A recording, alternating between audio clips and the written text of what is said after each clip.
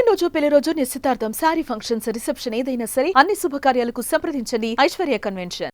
శాసనసభ్యులను శాసన మండలి సభ్యులతో కలిసి వివిధ ప్రజాప్రతినిధులతో కలిసి సమీక్ష సమావేశాలు జరిగి నిన్న జిల్లా కలెక్టర్ సమావేశంలో చర్చించిన విధంగా రైతు భరోసా స్పష్టంగా ప్రభుత్వం తరఫున అన్ని చెప్తా ఉన్నాం. వ్యవసాయ యోగ్యమై పంట వేయకపోయినా ఎన్ని ఎకరాలు ఉన్నవారు చేస్తాం. ప్రతిపక్షాల మాట దుష్ప్రచారాన్ని నమ్మకాన్ని మేము పిల్లలకు సంబంధించిన భూములు, లేఅవుటైన భూములు, గుట్టలు, కొండలు, చెరువులు, రోడ్లు తప్ప మిగతా అభివృద్ధికి పడాలని సిద్ధంగా ఉన్నాము. అదేవిధంగా ఉపాధి హామీ కూలీలు ఎవరైతే భూమి లేని వాళ్ళు ఉన్నారు, కనీసం 25 రోజులు పనిచేసిన వాళ్ళందరికీ కూడా 2 విడతలుగా 6,000 రూపాయలు ఇవ్వాలని నిర్ణయం చేసుకున్నారు. రేషన్ కార్డుకు సంబంధించి కూడా తెలంగాణలో ఒక ఇంటి నుంచి బిడ్డ ఒక ఇంటి కోడలుగా మారిన తర్వాత లేదా ఇంకా పిల్లలు నూతన సుఖం వచ్చిన సందర్భంలో రేషన్ కార్డు డిమాండ్ను ప్రభుత్వం కనీసం పట్టించుకునే గతంలో ఇప్పుడు ఎటువంటి నూతన అప్లికేషన్ అవసరం లేదు. ఉన్న సమాచారం ప్రకారంగా ఉన్న సర్వే జరిగిన ప్రకారంగా కొత్త రేషన్ కార్డు ఇచ్చే ప్రక్రియ కూడా చేస్తా ఉన్నది. వీటన్నిటికి సంబంధించి ఎక్కడైనా ఏదైనా ఇబ్బంది ఉంటే మీరు ఈ సాంకేతికమైన సర్వేలలో లేకపోతే కూడా మీరు అప్లికేషన్ జిల్లా కలెక్టర్లకు పెట్టుకోవచ్చు. వాటిని పరిశీలించి అందరికీ న్యాయం చేయాలనేటువంటి ఒక సానుకూల ఆలోచన ప్రభుత్వం ఉంది. అదేవిధంగా ఇక్కడ ఇళ్లకు సంబంధించింది కూడా సర్వే జరుగుతూ ఉంది. సర్వే జరిగింది. అందులో కూడా ఎవరైతే క్షేత్రస్థాయి నుంచి 0 నుంచి పైకి మేము మొదటి దశలో ఇళ్ళన్నీ కూడా వాళ్ళకి ఇస్తాం.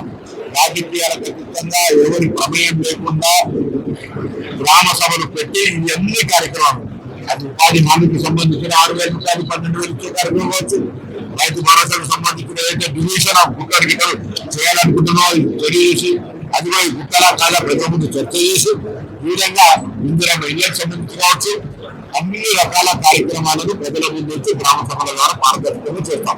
ప్రతిపక్షాలకు ఏమి పొత్తు గడవక ఏదో రాజకీయ విమర్శ చేసే ప్రయత్నం చేస్తాం.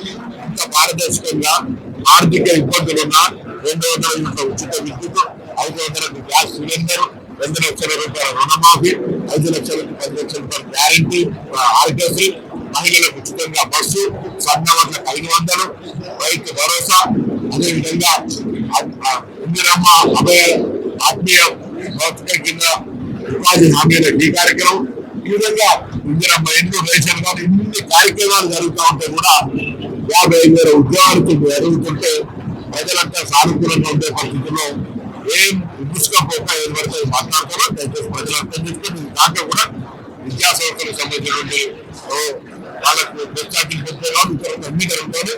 ఇంకా మిగిలిపోయినవి కూడా తప్పకుండా ఆర్థిక సంస్కరణలు కొంత మేనేజ్మెంట్ జరిగిన తర్వాత వాటన్నిటి కూడా నెరవేరుతామనే మాట ఈ సందర్భంగా మనం చెప్తాం. నేను వారికి విజ్ఞప్తి చేస్తున్నా, వైద్యం నారాయణ హరి ఇబ్బంది ఉండొచ్చు, మీకు కూడా బకాయిలు కావాలి, ఆసుపత్రులు నడపాలి. మీరు పెద్ద మనసుతో అర్థం చేసుకొని మీరు నిరసన ప్రభుత్వం దగ్గర చెప్పే హక్కుని మేము కూడా ఆలోచిస్తున్నాం. వెంటనే బకాయిలను క్లియర్ చేయాలి, కానీ వైద్య సేవలు మెరుగు చేయొద్దని విజ్ఞప్తి చేస్తున్నాం. అదేవిధంగా నిన్న మొన్న టీవీలలో పత్రాలు వస్తూ ఉన్నాయి, ప్రైవేటు బస్సులు పండుగ పేరు మీద దోపిడీ చేస్తా ఉన్నారు. నేను వాళ్ళందరికీ కోరుతున్నా, మీరు ఎక్కడైనా ఇష్టాల్లో డిమాండ్ ఉంటే సంబంధిత ఆర్టీసీ టీఎంలు కలిసి బస్సులు వేసుకునే ప్రయత్నం చేయండి. ఆర్టీసీలో విపరీతంగా బస్సులు పెంచడం, ఇంకా బస్సులు పెట్టడానికి సిద్ధంగా ఉన్నాం.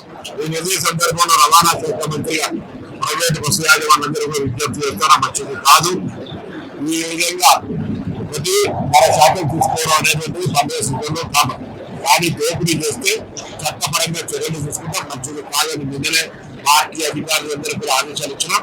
ఎక్కడైతే ఈ విధంగా రెట్టింపు 3 అంతలు 4 ఇంతల టారిఫ్ తీసుకుంటారో వాళ్ళ మీద క్రిమినల్ చర్యలు తీసుకొని మరి దాన్ని రద్దు చేయమని చెప్పి ఆలోచిస్తాం.